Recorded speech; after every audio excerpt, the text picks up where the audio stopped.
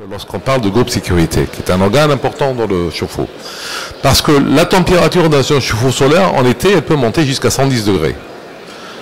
Je ne vais pas parler du mitigeur, je vais parler uniquement du groupe sécurité. Mais cette eau qui est à l'intérieur du chauffe-eau, du ballon, qui est à 110 degrés, qu'est-ce que c'est? Est-ce que c'est de l'eau pure, H2O? Non, ce n'est pas une eau pure, c'est un produit chimique en fait, c'est un liquide qui est plein d'autres composants, des minéraux et surtout du calcaire.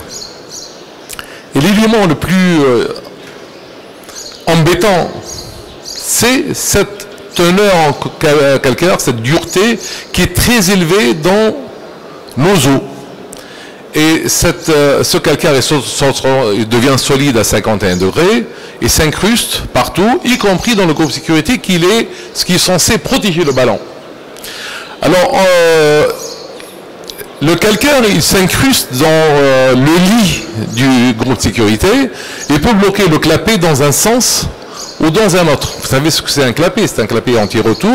Il empêche surtout pour les chauffagistes, les plombiers qui savent un peu ce que c'est.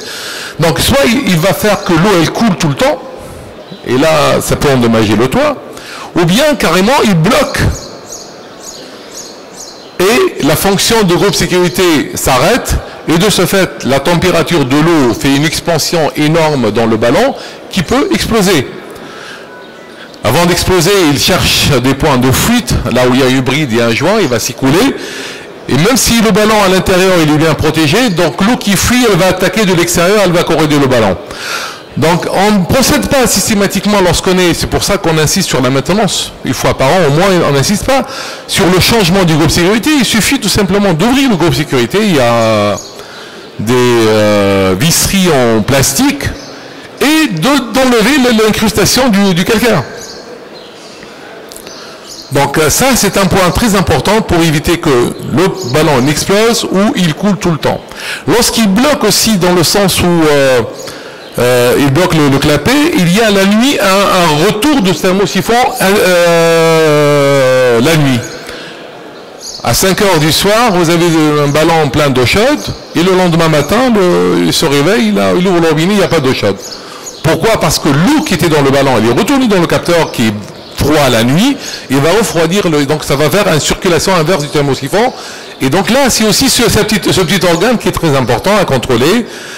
Le mieux, c'est d'utiliser des groupes sécurité, non pas en laitant, parce que la majorité des groupes sécurité, bon, il y a une marque importante qu'on connaît, c'est pas la peine de dire la marque, mais ils font des groupes sécurité de toutes sortes. Soit le lit vient en laitant, il est très rêche, très rugueux à l'intérieur, donc il y a l'incrustation, elle est facile, soit il y a des groupes sécurité qui sont en inox, qui font que l'incrustation, elle n'est pas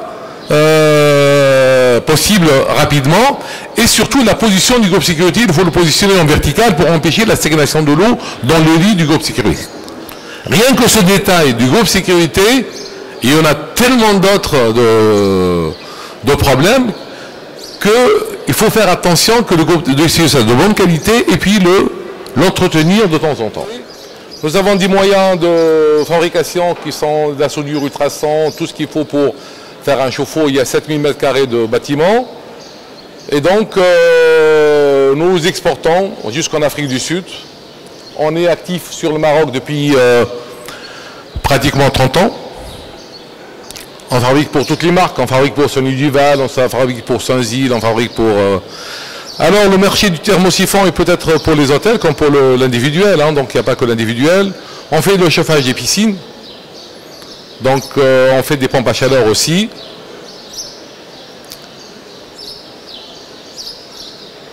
Donc, voilà. Nous avons une gamme de produits, la douche solaire, mais ce n'est pas ça ce dont je voulais parler. Je voulais parler surtout que pour que le chauffe-eau solaire se propage et se vulgarise, il est déjà bien propagé et bien vulgarisé au Maroc, il faut certainement des aides et des subventions, mais il faut surtout un réseau d'installateurs qui soit près du client, partout, pour que le client ne souffre pas d'un problème quelconque en cas de service après-vente. Il ne faut pas vendre uniquement le chauffe-eau solaire et partir, il faut aussi assurer un service de maintenance et d'entretien tout le long, pendant la durée de vie du chauffe-eau qui peut, lorsque c'est un bon chauffe-eau qui est fabriqué avec des matériaux nobles, il peut durer jusqu'à 20 ans, même 25 ans. Alors nous avons fait une expérience que nous essayons de vous communiquer, c'est de créer ce réseau, l'avons tissé, on a même une chambre pour ça qui s'occupe de ce monde-là, et ces installateurs, ils sont des solaristes. C'est une valorisation, c'est pas uniquement un plombier ou un chauffagiste du coin, c'est un solariste qui connaît les règles et les techniques des installations solaires, et il le fait bien. Derrière, il faut une animation de ce réseau. Il faut des gens qui les suivent, il faut des gens qui les contrôlent, il faut des gens qui les forment, qui les mettent à jour, etc. Et donc, pour cela, il faut des moyens, et il faut une structure.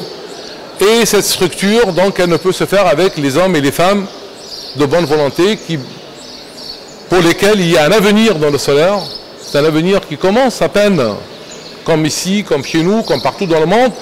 Vous avez encore de belles années devant vous pour faire un métier qui sera rémunérant, revalorisant et qui va profiter à tout le monde, qui va profiter à l'économie du pays, qui va profiter à l'écologie, les émissions de CO2, etc. Et donc, vous allez faire un travail vraiment participatif pour un développement durable. Voilà, merci pour votre attention.